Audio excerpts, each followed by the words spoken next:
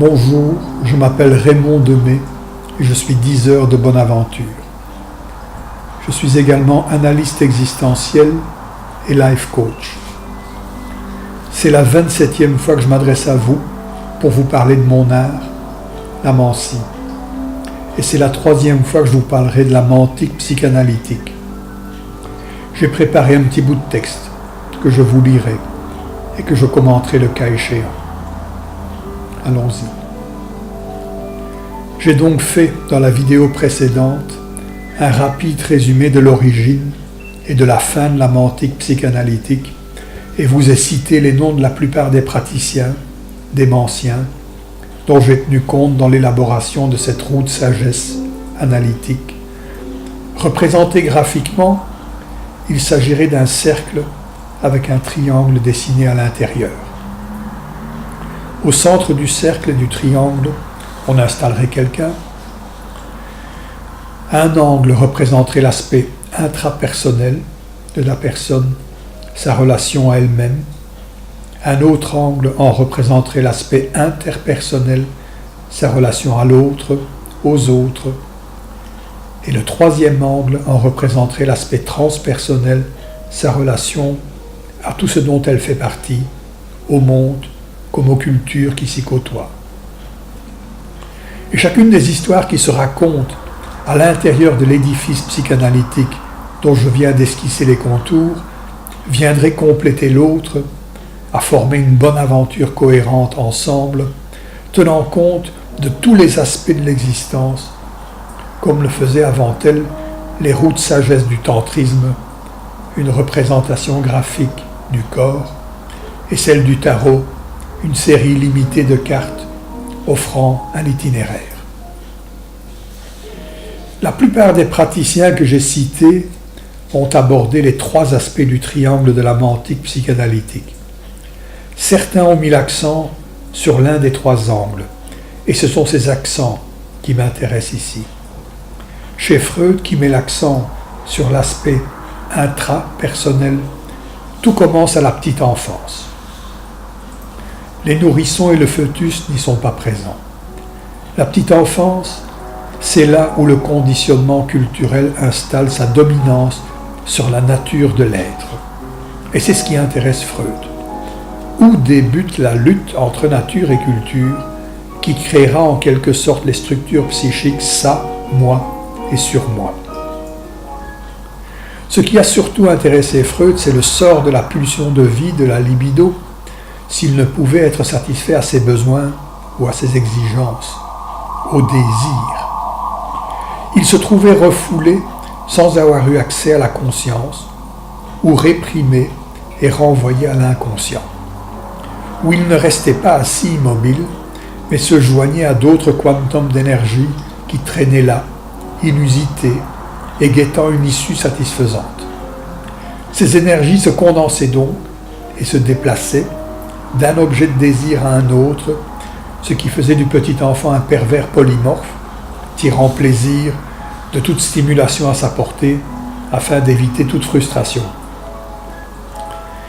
Puis, au lieu de l'amasser et de la déplacer, il y avait moyen de sublimer cette énergie, de la convertir en un quelque chose de socialement et de culturellement convenable. Les études, le sport, les beaux-arts, les belles manières par exemple, en étaient le résultat. Mais bien évidemment, cela ne se passait souvent pas aussi facilement, et souvent, bien trop d'énergie était entassée longtemps et finissait par s'exprimer par des voies sinistres, sous la forme de somatisations diverses ou de troubles comportementaux en 2 mots, voire les 2 à la fois. Et la cure de parole servait alors à exprimer ses désirs, à trouver une issue à cette énergie libidinale entassée pour rien, et risquant de se convertir en son contraire, c'est-à-dire en un désir de destruction, voire d'autodestruction.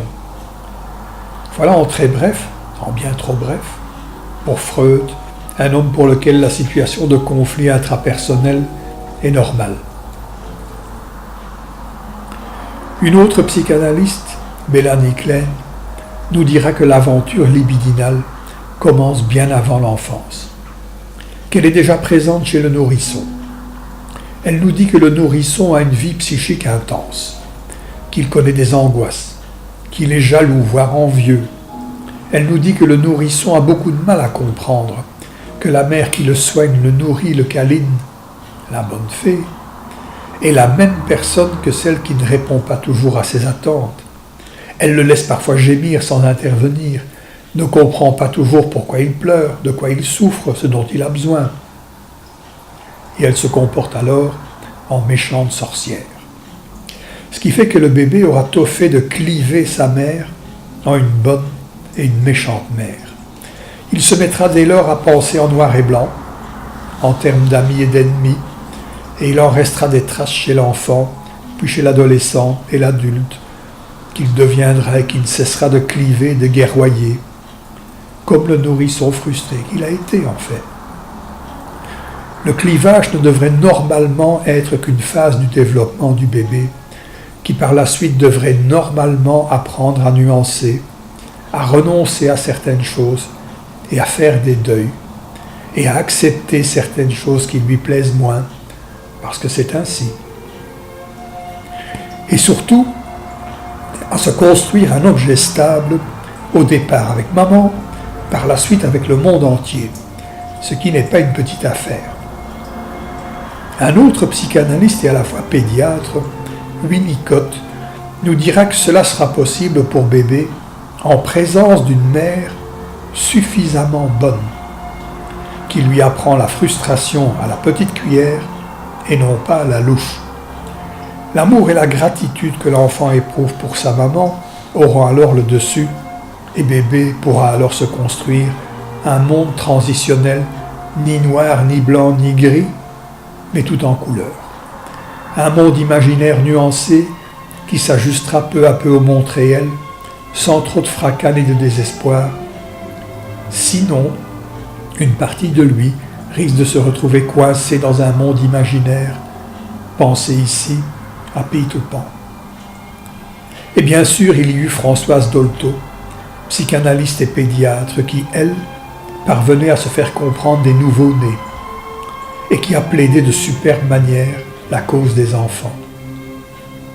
Elle exerçait la psychanalyse avec des petits-enfants et recevait même des bébés et des nourrissons avec leur mère. Elle les traitait par la parole. Elle en faisait ce que son confrère et ami, le psychiatre et psychanalyste Jacques Lacan, appelait des sujets de leur verbe, s'exprimant pour leur compte et ne se soumettant plus au verbe de l'autre. Mais enfin, dira-t-on, un bébé ne parle pas, il gémit, il pleure, il babille, il fait du bruit et ne comprend rien. Et oui, il utilise un lexique préverbal, une espèce de langage des oiseaux, que certaines personnes hypersensibles et intuitives, telles Dolto, sont à même de comprendre. Puis il y a dans un tout autre registre Ferenczi, un médecin et psychanalyste, ami et contemporain de Freud, qui nous raconte une histoire bien étrange.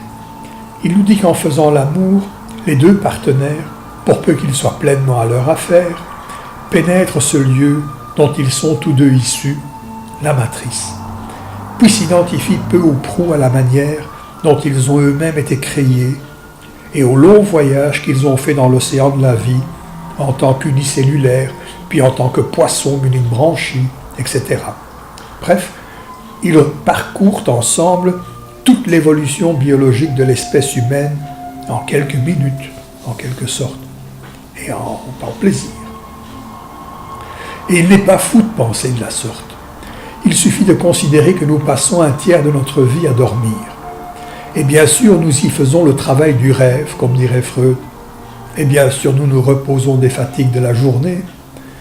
Mais notre être onirique ne fait-il que cela? En sommes-nous certains? Où allons-nous en rêve quand nous ne sommes plus là?